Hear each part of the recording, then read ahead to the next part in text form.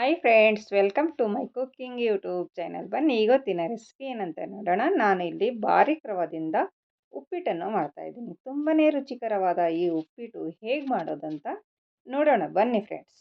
ನಾನು ಮೊದಲಿಗೆ ಒಂದು ಪ್ಯಾನನ್ನು ಸ್ಟವ್ ಮೇಲೆ ಇಟ್ಕೊಂಡು ಅದಕ್ಕೆ ಒಂದು ಸ್ವಲ್ಪ ಎಣ್ಣೆಯನ್ನು ಹಾಕ್ತಾ ಇದ್ದೀನಿ. ಅದಕ್ಕೆ ನಾನು 1 ಕಪ್ ಅಷ್ಟು ಬಾರೀಕ್ ರವವನ್ನು ತೊಗೊಂಡಿದ್ದೀನಿ ನೋಡಿ. ಇವಾಗ ನಾವು ಇದನ್ನು ಎಣ್ಣೆಯಲ್ಲಿ ಚೆನ್ನಾಗಿ ಇದನ್ನು ಹುರಿದುಕೊಳ್ಬೇಕು. ಒಂದು ಮೀಡಿಯಮ್ ಫ್ಲೇಮ್ ಇಟ್ಕೊಂಡು ಒಂದು 4ರಿಂದ 5 ನಿಮಿಷದವರೆಗೆ ನಾವು ಚೆನ್ನಾಗಿ ಹುರ್ಕೊಳ್ಬೇಕಾಗುತ್ತೆ. ಆವಾಗಲೇ ನಮ್ಮ ಉಪ್ಪಿಟ್ಟು ಪರ್ಫೆಕ್ಟಾಗಿ ಬರುತ್ತದೆ. ನೋಡಿ ಫ್ರೆಂಡ್ಸ್, ಇವಾಗ ಇದು ರೆಡಿಯಾಗಿದೆ ನೋಡಿ. ಈ ಥರ ನಾವು ಹುರಿದ್ಕೊಳ್ಬೇಕಾಗುತ್ತೆ ನೋಡಿ. ನಾನು ಇಲ್ಲಿ ಪರ್ಫೆಕ್ಟ್ ಅಳತೆಯಲ್ಲಿ ಉಪ್ಪಿಟ್ಟನ್ನು ಮಾಡ್ತಾಯಿದ್ದೀನಿ ನೋಡಿ ಫ್ರೆಂಡ್ಸ್. ಇವಾಗ ಇದು ರೆಡಿ ಆಯಿತು. ಒಂದು ಪ್ಲೇಟಿಗೆ ತೆಕ್ಕೊತಾ ಇದ್ದೀನಿ. ಮತ್ತು ಅದೇ ಪ್ಯಾನಿಗೆ 1 ಸ್ಪೂನಷ್ಟು ಎಣ್ಣೆಯನ್ನು ಹಾಕೋತಾ ಇದ್ದೀನಿ ನೋಡಿ ಫ್ರೆಂಡ್ಸ್. ಎಣ್ಣೆ ಒಂದು ಸ್ವಲ್ಪ ಬಿಸಿ ಆದಮೇಲೆ ಅದಕ್ಕೆ ಒಂದು ಸ್ವಲ್ಪ ಸಾಸಿವೆಯನ್ನು ಹಾಕೋತಾ ಇದ್ದೀನಿ. ಮತ್ತು ಒಂದು ಸ್ವಲ್ಪ ಜೀರಿಗೆ ಕೂಡ ಇದಕ್ಕೆ ನಾನು ಹಾಕೋತಾ ಇದ್ದೀನಿ ನೋಡಿ. ಜೀರಿಗೆ ಮತ್ತು ಸಾಸಿವೆ ಎರಡು ಚಟಪಟ ಅನ್ನಬೇಕು, ಅಲ್ಲಿವರೆಗೂ ನಾವು ಇದನ್ನು ಹುರಿದ್ಕೊಳ್ಬೇಕಾಗುತ್ತೆ ನೋಡಿ. ಅದಾದಮೇಲೆ ಒಂದು ಸ್ವಲ್ಪ ಶೇಂಗಾವನ್ನು ಹಾಕೋತಾ ಇದ್ದೀನಿ. ಮತ್ತು ಒಂದು ಸ್ವಲ್ಪ ಹಸಿಮೆಣಸಿನ್ಕಾಯಿ ಕೂಡ ಇದಕ್ಕೆ ನಾನು ಹಾಕ್ಕೊಳ್ತಾ ಇದ್ದೀನಿ ನೋಡಿ. ಇವೆಲ್ಲವನ್ನು ನಾವು ಒಂದು ಸರಿ ಚೆನ್ನಾಗಿ ಎಣ್ಣೆಯಲ್ಲಿ ಫ್ರೈ ಮಾಡ್ಕೊಳ್ಬೇಕು. ಈ ಶೇಂಗಾ ಹಸಿಮೆಣಸಿನ್ಕಾಯಿ ಎಲ್ಲ ಒಂದು ಸ್ವಲ್ಪ ಫ್ರೈ ಆಗಬೇಕು, ಅಲ್ಲಿವರೆಗೆ ನಾವು ಇದನ್ನು ಹುರ್ಕೊಳ್ಬೇಕಾಗುತ್ತೆ ನೋಡಿ. ಅದಾದಮೇಲೆ 1 ಸ್ಪೂನ್ ಉದ್ದಿನಬೇಳೆ ಮತ್ತು 1 ಸ್ಪೂನ್ ಕಡಲೆಬೇಳೆಯನ್ನು ಹಾಕೋತಾ ಇದ್ದೀನಿ ನೋಡಿ. ಇದನ್ನು ಕೂಡ ಎಣ್ಣೆಯಲ್ಲಿ ಫ್ರೈ ಮಾಡ್ಕೊಳ್ಳೋಣ. ಈ ಬೇಳೆಗಳು ಉದ್ದಿನಬೇಳೆ ಮತ್ತು ಕಡಲೆಬೇಳೆ ಚೆನ್ನಾಗಿ ಫ್ರೈ ಆಗಬೇಕು. ಅದಾದಮೇಲೆ ಒಂದು ಸ್ವಲ್ಪ ಕರಿಬೇವಿನ ಸೊಪ್ಪು ಹಾಕ್ಕೊಳ್ಳಿ. ಕರಿಬೇವಿನ ಸೊಪ್ಪು ಹಾಕಿದ ಮೇಲೆ ಒಂದು ಸ್ವಲ್ಪ ಮಿಕ್ಸ್ ಮಾಡ್ಕೊಳ್ಬೇಕು.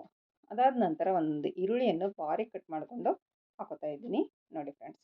ಈ ಈರುಳ್ಳಿಯನ್ನು ಒಂದು ಸ್ವಲ್ಪ ಕಲರ್ ಚೇಂಜ್ ಆಗೋವರೆಗೆ ನಾವು ಎಣ್ಣೆಯಲ್ಲಿ ಹುರ್ಕೊಳ್ಬೇಕಾಗುತ್ತೆ ನೋಡಿ ಫ್ರೆಂಡ್ಸ್. ಒಂದು ಸ್ವಲ್ಪ ಇವಾಗ ಕಲರ್ ಚೇಂಜ್ ಆಗಿದೆ ನೋಡಿ. ಇವಾಗ ನಾನು ಒಂದು ಸ್ವಲ್ಪ ಬೀನ್ಸನ್ನು ಬಾರೀಕ್ ಕಟ್ ಮಾಡಿಕೊಂಡು ಹಾಕೋತಾ ಇದ್ದೀನಿ. ಮತ್ತು ಒಂದು ಟೊಮಾಟೊ ಕೂಡ ಬಾರೀಕ್ ಕಟ್ ಮಾಡಿಕೊಂಡು ಹಾಕೋತಾ ಇದ್ದೀನಿ ನೋಡಿ.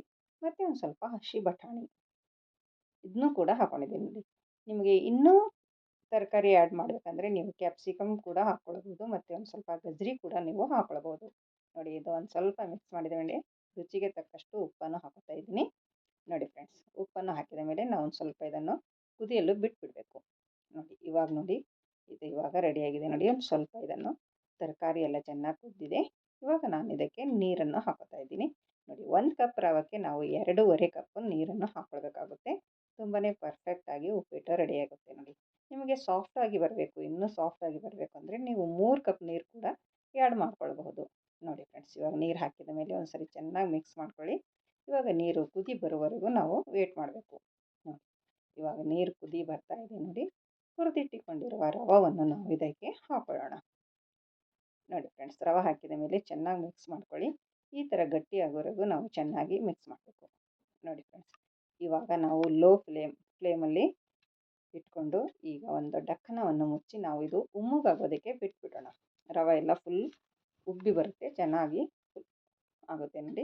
ಈ ಥರ ನಾವು ರೆಡಿಯಾಗಿದೆ ನೋಡಿ. ಒಂದು 2 ನಿಮಿಷ ಆದಮೇಲೆ ತೆಗೆದು ನೋಡಿ, ಈ ಥರ ಆಗಿದೆ ನಮ್ಮ ಉಪ್ಪಿಟ್ಟು. ಪರ್ಫೆಕ್ಟಾಗಿ ರೆಡಿಯಾಗಿದೆ ನೋಡಿ.